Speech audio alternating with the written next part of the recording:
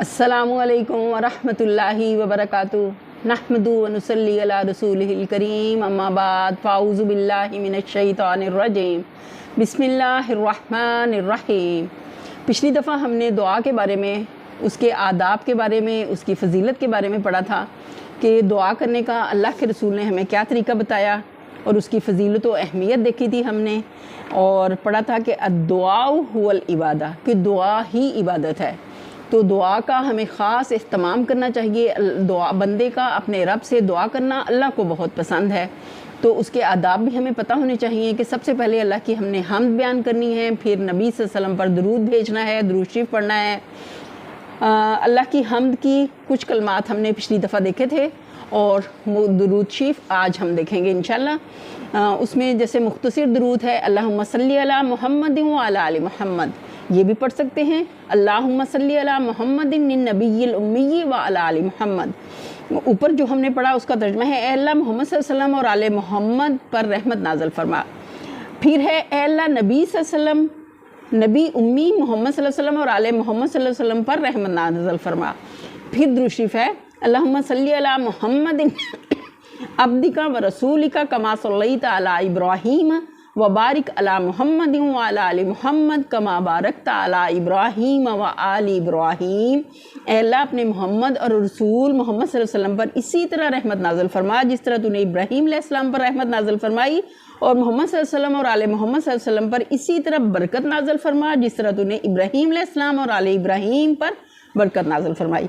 پھر ہے درود ابراہیمی جو ہم نماز میں پڑھتے ہیں اللہم صلی علی محمد وعلی آل محمد کما صلیت علی ابراہیم وعلی آل ابراہیم انک حمید مجید، اللہم بارک علی محمد وعلی آل محمد کما بارکت علی ابراہیم وعلی آل ابراہیم انک حمید مجید۔ اے اللہ محمد صلی اللہ علیہ وسلم پر اور آل محمد صلی اللہ علیہ وسلم پر اسی طرح رحمت نازل فرما جس طرح تو نے ابراہیم علیہ السلام اور آل ابراہیم پر رحمت نازل فرمائی، بے شک تو ہی تعریف اور بزرگی والا ہے۔ اے اللہ محمد صلی اللہ علیہ وسلم اور آل محمد صلی اللہ علیہ وسلم پر اسی طرح برکت نازل فرما جس طرح تو نے ابراہیم اور آل ابراہیم پر برکت نازل فرمائی، بے شک تو ہی تعریف والا اور بزرگی والا ہے۔ پھر قرآنی آیات میں سے قرآنی دعائیں ہیں جو قرآن میں آئی ہیں رب اشرح لی صدری ویسر لی امری واحلل عقدۃ من لسانی یفقہوا قولی، یہ وہ دعا ہے جو اللہ تعالیٰ سے موسیٰ علیہ السلام نے مانگی تھی۔ جب اللہ تعالیٰ نے ان کو نبوت سے سرفراز کیا تو انہوں نے اپنے لیے اللہ سے دعا مانگی۔ کیا دعا مانگی؟ اے میرے رب میرا سینہ کھول دے، میرا کام آسان کر دے اور میری زبان کی گرہ کھول دے تاکہ لوگ میری بات سمجھ سکیں، وہ میری بات سمجھ سکیں۔ پھر ہے رب زدنی علما، اس کی تلقین اللہ تعالیٰ نے نبی صلی اللہ علیہ وسلم کو کی کہ اپنے لیے دعا کریں گے اللہ میرے علم میں اضافہ فرما۔ دیکھیں اگر نبی صلی اللہ علیہ وسلم کو یہ دعا سکھائی گئی تو ہماری لیے اس دعا کو مانگنا کتنا ضروری ہے کہ ہم اپنے رب سے یہ دعا مانگیں اللہ رب زدنی علما، کہ اللہ ہمارے علم میں اضافہ فرما۔ پھر ہے رب ارحمہما کما ربیانی صغیرہ، کہ اللہ کے بعد اگر کسی کا حق ہم پر سب سے پہلے ہے تو وہ ہمارے والدین ہیں، جنہوں نے ان کے لیے کیا دعا سکھائی گئی قرآن میں کہ اے میرے رب ان دونوں یعنی والدین پر رحم فرما جس طرح انہوں نے بچپن میں مجھے پالا تھا۔ پھر ہے ربی انی لما انزلت الی من خیر فقیر، یہ دعا بھی موسیٰ علیہ السلام نے اپنے رب سے مانگی تھی جب وہ مدین کی طرف نکلے اپنی قوم کو چھوڑ کر۔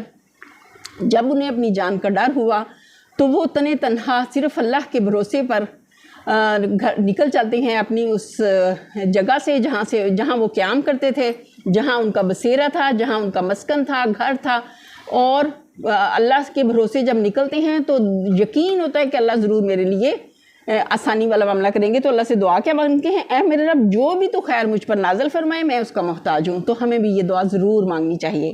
پھر ہے ربی لا تذرنی فردا وانت خیر الوارثین، اے میرے رب مجھے اکیلا نہ چھوڑ اور تو ہی بہترین وارث ہے۔ کتنی جامع دعا ہے یہ بھی۔ پھر ہے رب اغفر وارحم انت خیر الراحمین، ہمیں اپنے رب کی رحمت کی کتنی اشد ضرورت ہے۔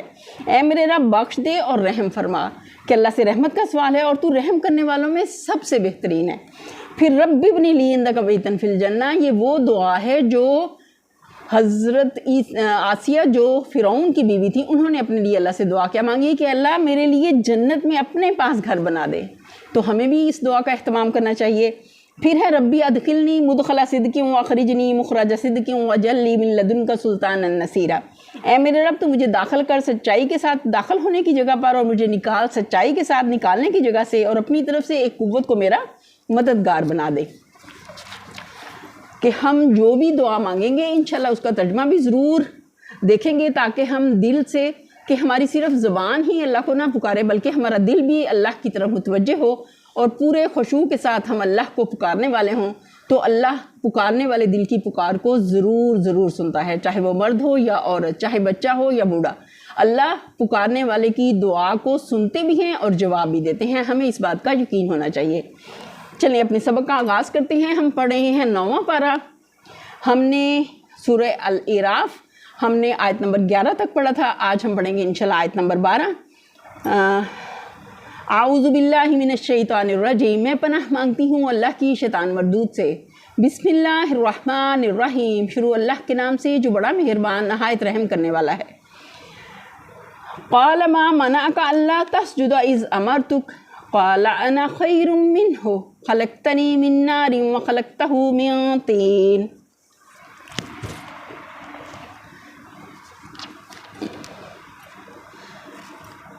پوچھا تجھے کس چیز نے سجدے سے روکا جبکہ میں نے تجھ کو حکم دیا تھا، اللہ تعالیٰ کہہ رہے ہیں۔ تو شیطان کیا بولا؟ بولا میں اس سے بہتر ہوں، تو نے مجھے آگ سے پیدا کیا اور اسے مٹی سے۔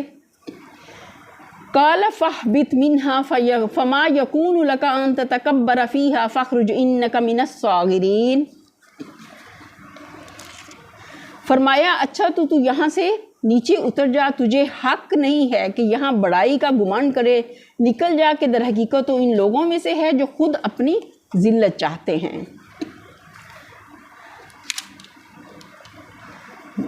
اس کی تفسیر دیکھتے ہیں۔ اصل میں لفظ صاغرین استعمال ہوا ہے، صاغر کے معنی ہے الراضی بالذل، یعنی وہ جو ذلت اور صغار اور چھوٹی حیثیت کو خود اختیار کرے۔ پس اللہ تعالیٰ کے ارشاد کا مطلب یہ تھا کہ بندہ اور مخلوق ہونے کے باوجود تیرا اپنی بڑائی کے گمنڈ میں مبتلا ہونا اور اپنے رب کے حکم سے اس بنا پر سرتابی کرنا کہ اپنی عزت و برتی کا جو تصور تو نے خود قائم کر لیا، اس کے لحاظ سے وہ حکم تجھے اپنے لیے موجب توہین نظر آتا ہے۔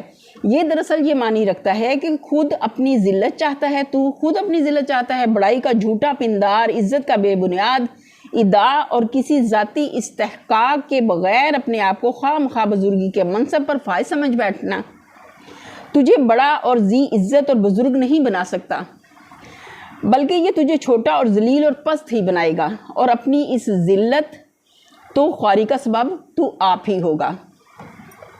کہ اللہ تعالیٰ نے صاف بتا دیا کہ تو ان لوگوں میں سے ہے جو خود اپنی ذلت چاہتے ہیں۔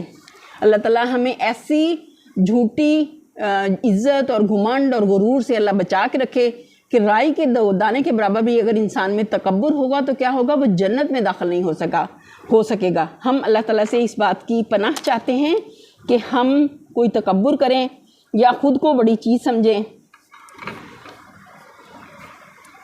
آگے دیکھتے ہیں۔ قال انظرنی الی یوم یبعثون، بولا مجھے اس دن تک مہلت دے جبکہ یہ سب دوبارہ اٹھائے جائیں گے۔ قال انک من المنظرین، فرمایا تجھے مہلت ہے۔ دیکھیں اللہ کی عظمت، اللہ کی بڑائی، اللہ کا حوصلہ، اللہ کا تحمل، کہ وہ اتنا زیادہ سرکش ہوا لیکن اللہ نے اس کو، اگر اس نے مہلت مانگی تو اللہ نے اس کو دے دی۔ اگلی آیت ہے قال فبما اغویتنی لاقعدن لهم صراطک المستقیم، بولا اچھا تو جس طرح تو نے مجھے گمراہی میں مبتلا کیا، دیکھیں نعوذ باللہ اللہ تعالیٰ کو مورد الزام ٹھہرا رہا ہے، میں بھی اب تیری سیدھی راہ پر انسانوں کی گھات میں، ان انسانوں کی گھات میں لگا رہوں گا۔ پھر اگلی آیت ہے ثم لآتینہم من بین ایدیہم ومن خلفہم وعن ایمانہم وعن شمائلہم ولا تجد اکثرہم شاکرین، آگے اور پیچھے، دائیں اور بائیں، ہر طرف سے ان کو گھیروں گا اور تو ان میں سے اکثر کو شکر گزار نہ پائے گا۔ تفسیر دیکھتے ہیں۔ یہ وہ چیلنج تھا جو ابلیس نے اللہ کو دیا۔ اس کے کہنے کا مطلب یہ تھا کہ جو مہلت جو آپ نے مجھے قیامت تک کے لیے دی ہے، اس سے فائدہ اٹھا کر میں یہ ثابت کرنے کے لیے پورا زور صرف کر دوں گا کہ انسان اس فضیلت کا مستحق نہیں ہے جو آپ نے میرے مقابلے میں اسے عطا کیا۔ دیکھیں، میں آپ کو دکھا دوں گا کہ یہ کیسا ناشکرا، کیسا نمک حرام، کیسا احسان فراموش ہے۔ نعوذ باللہ، ہم اللہ کی پناہ چاہتے ہیں کہ ہمارا شمار ان لوگوں میں ہو جن کے بارے میں شیطان نے یہ کہا۔ یہ مہلت جو شیطان نے مانگی اور اللہ نے اسے عطا فرما دی، اس سے مراد محض وقت ہی نہیں بلکہ اس کام کا موقع دینا بھی ہے جو وہ کرنا چاہتا تھا۔ یعنی اس کا مطالبہ یہ تھا کہ مجھے انسان کو بہکانے اور اس کی کمزوریوں سے فائدہ اٹھا کر اس کی نااہلی ثابت کرنے کا موقع دیا جائے، اور یہ موقع اللہ تعالیٰ نے اسے دے دیا۔ چنانچہ سورہ بنی اسرائیل آیت 61 تا 65 میں بھی اس کی تصریح ہے۔ اس میں وضاحت ہم نے پہلے دیکھی کہ اللہ تعالیٰ نے اسے اختیار دے دیا کہ آدم اور اس کی اولاد کو راہ راست سے ہٹا دینے کے لیے جو چالیں وہ چلنا چاہتا ہے چلے۔ ان چال بازیوں سے اسے روکا نہیں جائے گا بلکہ وہ سب راہیں کھلی رہیں گی جس سے وہ انسان کو فتنے میں ڈالنا چاہے گا، لیکن اس کے ساتھ یہ شرط لگا دی گئی کہ ان عبادی لیس لک علیہم سلطان، یعنی میرے بندوں پر تجھے کوئی اقتدار نہ ہوگا۔ کہ اگر کسی انسان کے اندر اخلاص ہے اور اللہ کی عظمت کا احساس ہے، وہ اپنے رب کو پہچانتا ہے، تو شیطان اسے زبردستی اپنے ساتھ ملا نہیں سکے گا یا اپنے رستے پہ نہیں لگا سکے گا۔ تو صرف اس بات کا مجاز ہوگا کہ ان کو غلط فہمیوں میں ڈالے، جھوٹی امیدیں دلائے، بدی اور گمراہی کو ان کے سامنے خوشنما بنا کر پیش کرے، لذتوں اور فائدوں کے سبز باغ دکھا کر ان کو غلط راستوں کی طرف دعوت دے۔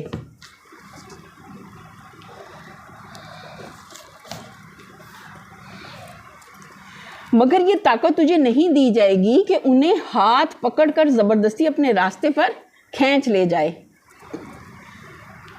اور اگر وہ خود راہ راست پر چلنا چاہے تو انہیں نہ چلنے دے۔ ایسا کوئی اختیار اللہ نے شیطان کو نہیں دیا۔ یعنی یہی بات سورہ ابراہیم آیت 22 میں فرمائی گئی ہے کہ قیامت میں عدالت الہی سے فیصلہ صادر ہو جانے کے بعد شیطان اپنے پیرو انسانوں سے کہے گا وما کان علی علیکم من سلطان الا ان دعوتکم فاستجبتم لی فلا تلومونی ولوموا انفسکم، یعنی میرا تم پر کوئی زور تو تھا نہیں کہ میں نے تمہیں اپنی پیروی پر مجبور کیا ہو، میں نے اس کے سوا کچھ نہیں کیا کہ تمہیں اپنی راہ پر بلایا اور تم نے میری دعوت قبول کر لی، لہٰذا مجھے ملامت نہ کرو بلکہ اپنے آپ کو ملامت کرو۔ دیکھیں، صاف وہاں مکر جائے گا۔ اور یہ جو شیطان نے اللہ پر الزام عائد کیا ہے کہ تو نے مجھے گمراہی میں مبتلا کیا، اس کا مطلب یہ ہے کہ شیطان اپنی معیشت کی ذمہ داری اللہ پر ڈالتا ہے۔ اس کو شکایت ہے کہ آدم کے آگے سجدہ کرنے کا حکم دے کر تو نے مجھے فتنے میں ڈالا اور میرے نفس کے تکبر کو ٹھیس لگا کر مجھے اس حالت میں مبتلا کر دیا کہ میں نے تیری نافرمانی کی۔ گویا اس احمق کی خواہش یہ تھی کہ اس کے نفس کی چوری پکڑی نہ جاتی، بلکہ جس پندار غلط اور جس سرکشی کو اس نے اپنے اندر چھپا رکھا تھا اس پر پردہ ہی پڑا رہنے دیا جاتا۔ یہ کھلی ہوئی بات تھی جس کا جواب دینے کی کوئی ضرورت نہ تھی، اس لیے اللہ تعالیٰ نے سرے سے اس کا نوٹس ہی نہیں دیا۔ آگے دیکھتے ہیں۔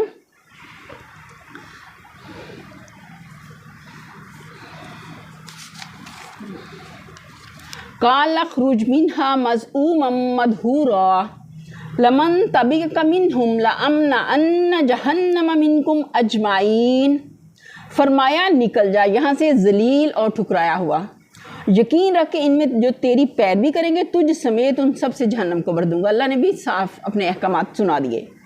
اگلی آیت ہے وَيَا آدَمُ اسْكُنْ أَنْتَ وَزَوْجُكَ الْجَنَّةَ فَكُلَا مِنْ حَيْثُ شِئْتُمَا وَلَا تَقْرَبَا هَٰذِهِ الشَّجَرَةَ فَتَكُونَ مِنَ الظَّالِمِينَ، اے آدم تو اور تیری بیوی دونوں اس جنت میں رہو جہاں جس چیز کو تمہارا جی چاہے کھاؤ، مگر اس درخت کے پاس نہ پھٹکنا ورنہ ظالموں میں سے ہو جاؤ گے۔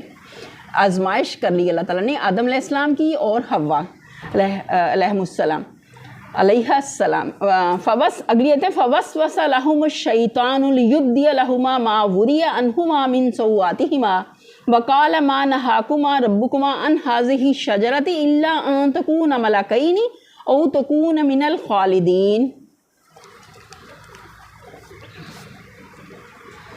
پھر شیطان نے ان کو بہکایا، کیسے؟ تاکہ ان کی شرمگاہیں جو ایک دوسرے سے چھپائی گئی تھیں ان کے سامنے کھول دے۔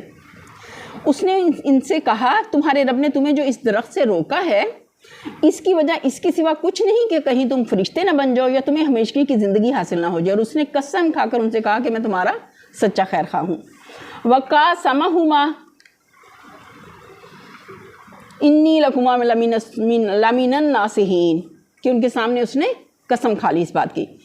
فدلاہما بغرور فلما ذاق الشجرۃ بدت لہما سوآتہما وطفقا یخصفان علیہما من ورق الجنہ وناداہما ربہما الم انہکما عن تلکما الشجرۃ واقل لکما ان الشیطان لکما عدو مبین.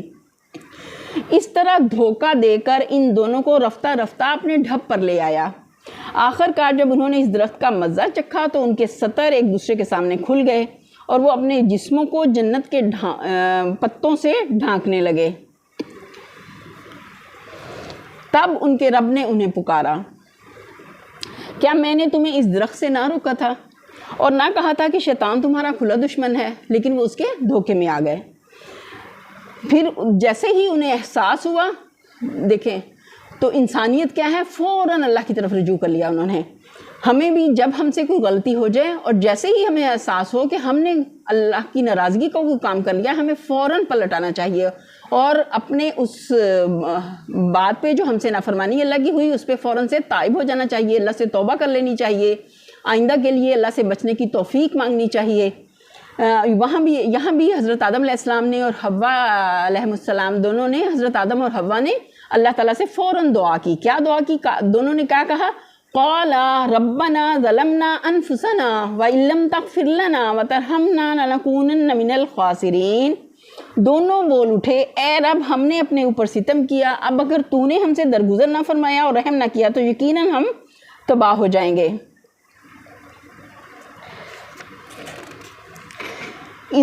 اس قصے سے چند اہم حقیقتوں پر روشنی پڑتی ہے، اس کو دیکھ لیتے ہیں. نمبر 1، انسان کے اندر شرم و حیا کا جذبہ ایک فطری جذبہ ہے اور اس کا اولین مظہر وہ شرم ہے جو اپنے جسم کے مخصوص حصوں کو دوسرے کے سامنے کھولنے میں آدمی کو فطرتاً محسوس ہوتی ہے. قرآن ہمیں بتاتا ہے کہ یہ شرم انسان کے اندر تہذیب کے ارتقاء سے مصنوعی طور پر پیدا نہیں ہوئی ہے اور نہ یہ اکتسابی چیز ہے جیسا کہ شیطان کے بعض شاگردوں نے قیاس کیا ہے، بلکہ در حقیقت یہ وہ فطری چیز ہے جو اول روز سے انسان میں موجود تھی. نمبر 2، شیطان کی پہلی چال جو اس نے انسان کو فطرت انسانی کی سیدھی راہ سے ہٹانے کے لیے چلی، یہ تھی کہ اس کے جذبہ شرم و حیا پر ضرب لگائے اور برہمنگی کے راستے سے اس کے لیے فواحش کا دروازہ کھولے اور اس کو جنسی معاملات میں بدراہ کر دے. بالالفاظ دیگر اپنے حریف کے محاذ میں ضعیف ترین مقام جو اس نے حملے کے لیے تلاش کیا وہ اس کی زندگی کا جنسی پہلو تھا، اور پہلی ضرب جو اس نے لگائی وہ اس میں محافظ فصیل پر لگائی جو شرم و حیا کی صورت میں اللہ تعالیٰ نے انسانی فطرت میں رکھی تھی. شیاطین اور ان کے شاگردوں کی یہ روش آج تک جوں کی توں قائم ہے. ترقی کا کوئی کام ان کے ہاں شروع نہیں ہو سکتا جب تک کہ عورت کو بے پردہ کر کے وہ بازار میں نہ لا کھڑا کریں اور اسے کسی نہ کسی طرح اریاں نہ کر دیں. نمبر 3، یہ بھی انسان کی فطرت ہے کہ وہ برائی کی کھلی دعوت کو کم ہی قبول کرتا ہے. عموماً اسے جال میں پھانسنے کے لیے ہر داعی شر کو خیر خواہ کے بیس میں ہی آنا پڑتا ہے کہ انسان خود سے کبھی بھی برائی کی طرف نہیں آنا چاہتا. نمبر 4، انسان کے اندر معالی امور مثلاً بشریت سے بالاتر مقام پر پہنچنے یا حیات جاوداں حاصل کرنے کی ایک فطری پیاس موجود ہے اور شیطان کو اسے فریب میں دینے میں پہلی کامیابی اسی ذریعے سے ہوئی کہ اس نے انسان کی اس خواہش سے اپیل کیا. شیطان کا سب سے زیادہ چلتا ہوا حربہ یہ ہے کہ وہ آدمی کو بلندی پر لے جانے اور موجودہ حالات سے بہتر حالت پر پہنچا دینے کی امید دلاتا ہے اور پھر اس کے لیے وہ راستہ پیش کرتا ہے جو اسے الٹا پستی کی طرف لے جائے. نمبر 5، عام طور پر یہ مشہور ہو گیا کہ شیطان نے پہلے حضرت حوا کو دام فریب میں گرفتار کیا، پھر انہیں حضرت آدم کو پھانسنے کے لیے آلہ کار بنایا. قرآن اس کی تردید کرتا ہے. اس کا بیان یہ ہے کہ شیطان نے دونوں کو دھوکہ دیا اور دونوں اس سے دھوکہ کھا گئے. بظاہر یہ بہت چھوٹی سی بات معلوم ہوتی ہے، لیکن جن لوگوں کو معلوم ہے کہ حضرت حوا کے متعلق اس مشہور روایت نے دنیا میں عورت کے اخلاقی، قانونی اور معاشرتی مرتبے کو گرانے میں کتنا زبردست حصہ لیا ہے، وہی قرآن کے اس بیان کی حقیقی قدر و قیمت سمجھ سکتے ہیں. نمبر 6، یہ گمان کرنے کے لیے کوئی معقول وجہ موجود نہیں ہے کہ شجرہ ممنوعہ کا مزہ چکھتے ہی آدم و حوا کے سطر کھل جانا اس درخت کی کسی خاصیت کا نتیجہ تھا. در حقیقت یہ اللہ تعالیٰ کی نافرمانی کے سوا کسی اور چیز کا نتیجہ نہ تھا. اللہ تعالیٰ نے پہلے ان کا سطر اپنے انتظام سے ڈھانکا تھا. جب انہوں نے حکم کی خلاف ورزی کی تو اللہ کی حفاظت ان سے ہٹا لی گئی اور ان کا پردہ کھول دیا گیا اور انہیں خود ان کے اپنے نفس کے حوالے کر دیا گیا کہ اپنی پردہ پوشی کا انتظام خود کریں اگر اس کی ضرورت سمجھتے ہیں، اور اگر ضرورت نہ سمجھیں یا اس کے لیے صحیح نہ کریں تو اللہ کو اس کی کچھ پرواہ نہیں کہ وہ کس حال میں پھرتے ہیں۔ یہ گویا ہمیشہ کے لیے اس حقیقت کا مظاہرہ تھا کہ انسان جب اللہ کی نافرمانی کرے گا تو دیر یا سویر اس کا پردہ کھل کر رہے گا۔ استغفر اللہ، ہم اللہ سے پناہ مانگتے ہیں کہ ہم سے کوئی اللہ کی نافرمانی ہو، اور یہ کہ انسان کے ساتھ اللہ کی تائید و حمایت اسی وقت تک رہے گی جب تک وہ اللہ کا مطیع و فرمان رہے گا۔ اللہ تو ہمیں اپنی اطاعت پہ جمائے رکھنا۔ دعا ہے نا، یا مقلب القلوب ثبت قلبی علی دینک، یا مصرف القلوب صرف قلبی علی طاعتک۔ طاعت کے حدود سے قدم باہر نکالنے کے بعد اسے اللہ کی تائید ہرگز حاصل نہ ہوگی، بلکہ اسے خود اس کے اپنے نفس کے حوالے کر دیا جائے گا۔ یہی وہ مضمون ہے جو متعدد احادیث میں نبی صلی اللہ علیہ وسلم نے ارشاد فرمایا ہے، اور اسی کے متعلق حضور صلی اللہ علیہ وسلم نے دعا فرمائی ہے کہ اللہم رحمتک ارجو فلا تکلنی الی نفسی طرفۃ عین۔ خدایا میں تیری رحمت کا امیدوار ہوں، مجھے ایک لمحے کے لیے بھی میرے نفس کے حوالے نہ کرنا۔ نمبر 7، شیطان یہ ثابت کرنا چاہتا تھا کہ انسان اس فضیلت کا مستحق نہیں ہے جو اس کے مقابلے میں انسان کو دی گئی ہے، لیکن پہلے ہی مارکے میں اس نے شکست کھائی۔ اس میں شکست نہیں کہ اس مارکے میں انسان اپنے رب کے امر کی فرمانبرداری کرنے میں پوری طرح کامیاب نہ ہو سکا، اور اس کی یہ کمزوری ظاہر ہو گئی کہ وہ اپنے حریف کے فریب میں آ کر اطاعت کی راہ سے ہٹ سکتا ہے۔ مگر بہرحال اس اولین مقابلے میں یہ قطعی ثابت ہو گیا کہ انسان اپنے اخلاقی مرتبے میں ایک افضل مخلوق ہے۔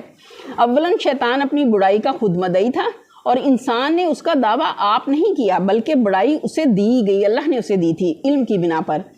نمبر 2، شیطان نے خالص غرور تکبر کی بنا پر اللہ کے امر کی نافرمانی آپ اپنے اختیار سے کی، اور انسان نے نافرمانی کو خود اختیار نہیں کیا بلکہ شیطان کے بہکانے سے وہ اس میں مبتلا ہوا۔ نمبر 3، انسان نے شر کی کھلی دعوت کو قبول نہیں کیا بلکہ داعیے شر کو داعیے خیر بن کر اس کے سامنے آنا پڑا۔ وہ پستی کی طلب میں نہیں گیا بلکہ اس دھوکے میں مبتلا ہو کر گیا کہ یہ راستوں سے بلندی کی طرف لے جائے گا۔ نمبر 4، شیطان کو تنبیہ کی گئی کہ وہ اپنے قصور کا اعتراف کرنے اور بندگی کی طرف پلٹ آنے کے بجائے نافرمانی پر اور زیادہ جم گیا، اور جب انسان کو اس کے قصور پر متنبہ کیا گیا تو اس نے شیطان کی طرح سرکشی نہیں کی بلکہ اپنی غلطی کا احساس ہوتے ہی وہ نادم ہوا، اپنے قصور کا اعتراف کر کے بغاوت سے اطاعت کی طرف پلٹ آیا اور معافی مانگ کر اپنے رب کے دامن رحمت میں پناہ ڈھونڈنے لگا۔ نمبر 8، اس طرح شیطان کی راہ اور وہ راہ جو انسان کے لائق ہے دونوں ایک دوسرے سے بالکل الگ ہو گئیں۔ خالص شیطانی راہ یہ ہے کہ بندگی سے منہ موڑے، اللہ کے مقابلے میں سرکشی اختیار کرے، متنبہ کیے جانے کے باوجود پورے استکبار کے ساتھ اپنے باغیانہ طرز عمل پر اصرار کیے چلا جائے، اور جو لوگ اطاعت کی راہ پر چل رہے ہوں ان کو بھی بہکائے اور نافرمانی کی راہ پر لانے کی کوشش کرے۔ باخلاف اس کے جو راہ انسان کے لائق ہے وہ یہ ہے کہ اول تو وہ شیطانی اغوا کی مزاحمت کرے اور اپنے اس دشمن کی چالوں کو سمجھنے اور ان سے بچنے کے لیے ہر وقت چکنا رہے، اللہ کی مدد مانگتا رہے، ہر وقت اللہ کے ساتھ جڑا رہے۔ اس کا قلبی تعلق جتنا اللہ سے مضبوط ہوگا وہ اتنا ہی شیطان کی چالوں سے اپنے آپ کو بچا لے گا۔ لیکن اگر کبھی اس کا قدم بندگی و اطاعت کی راہ سے ہٹ بھی جائے تو اپنی غلطی کا احساس ہوتے ہی ندامتوں شرمساری کے ساتھ فوراً اپنے رب کی طرف پلٹے اور اس قصور کی تلافی کر دے جو اس سے سرزد ہو گیا ہے۔ یہی وہ اصل سبق ہے جو اللہ تعالیٰ اس قصے سے یہاں دینا چاہتے ہیں۔ ذہن نشین یہ کرنا مقصود ہے کہ جس راہ پر تم لوگ جا رہے ہو یہ شیطان کی راہ، یہ تمہارا خدائی ہدایت سے بے نیاز ہو کر شیاطین جن و انس کو اپنا ولی و سرپرست بنانا، اور یہ تمہارا پے در پے تنبیہات کے باوجود اپنی غلطی پر اصرار کیے چلا جانا، یہ دراصل خالص شیطانی رویہ ہے۔ تم اپنے ازلی دشمن کے دام میں گرفتار ہو گئے ہو اور اس سے مکمل شکست کھا رہے ہو۔ اس کا انجام پھر وہی ہے جسے شیطان خود دوچار ہونے والا ہے۔ اگر تم حقیقت میں خود اپنے دشمن نہیں ہو گئے ہو اور کچھ بھی ہوش تم میں باقی ہے تو سنبھلو اور وہ راہ اختیار کرو جو آخرکار تمہارے باپ اور تمہاری ماں آدم و حوا نے اختیار کی تھی۔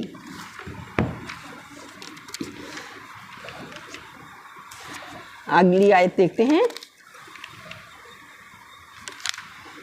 قَالَ اهْبِطُوا بَعْضُكُمْ لِبَعْضٍ عَدُوٌّ وَلَكُمْ فِي الْأَرْضِ مُسْتَقَرٌّ وَمَتَاعٌ إِلَىٰ حِینٍ۔ فرمایا اتر جاؤ، تم ایک دوسرے کے دشمن ہو اور تمہارے لیے خاص مدت تک زمین ہی میں جائے قرار اور سامان زیست ہے۔ یہ شبہ نہ کیا جائے کہ حضرت آدم علیہ السلام کو جنت سے اتر جانے کا یہ حکم سزا کے طور پر دیا گیا تھا۔ قرآن میں متعدد مقامات پر اس کی تصریح کی گئی ہے کہ اللہ نے ان کی توبہ قبول کر لی اور انہیں معاف کر دیا، لہٰذا اس حکم میں سزا کا کوئی پہلو نہیں ہے۔ اللہ نے انہیں زمین ہی کے لیے بنایا تھا، زمین میں اللہ تعالیٰ نے ان کو اپنا نائب بنایا تھا، بلکہ یہ اس کی منشا کی تکمیل ہے جس کے لیے انسان کو پیدا کیا گیا تھا۔ اگلی آیت ہے قال فیہا تحیون وفیہا تموتون ومنہا تخرجون، اور فرمایا وہیں تم کو جینا اور وہیں مرنا ہے اور اسی میں سے تم کو آخرکار نکالا جائے گا۔ یہیں پر ہم اپنے لیسن کا اختتام کرتے ہیں اور اللہ سے دعا کرتے ہیں کہ اے باری تعالیٰ جو ہم نے پڑھا اور سمجھا ہمیں اس پر عمل کرنے والا بنا، ہمیں حق کو حق دکھا اور اس پر عمل کرنے کی توفیق عطا فرما، اور باطل کو باطل دکھا اور اس سے بچنے کی توفیق عطا فرما۔ اے اللہ تو ہمیں تنہا نہ چھوڑنا، اے باری تعالیٰ تو ہمیں اپنی رحمت سے ڈھانپ لینا، جس طرح تو نے ہمیں ہماری دنیا میں پردہ پوشی کی اسی طرح آخرت میں ہماری پردہ پوشی فرمانا، ہمارا آسان حساب لینا۔ اللہم حاسبنا حسابا یسیرا، یہ وہ دعا ہے جو نبی صلی اللہ علیہ وسلم نے حضرت عائشہ کو سکھائی، تو ہمیں بھی اس دعا کو مانگنا چاہیے اور ضرور اس کا اہتمام کرنا چاہیے۔ وآخر دعوانا ان الحمدللہ رب العالمین، سبحان ربک رب العزت عما یصفون وسلام علی المرسلین والحمدللہ رب العالمین، آمین ثم آمین یا رب العالمین۔ السلام علیکم ورحمۃ اللہ وبرکاتہ۔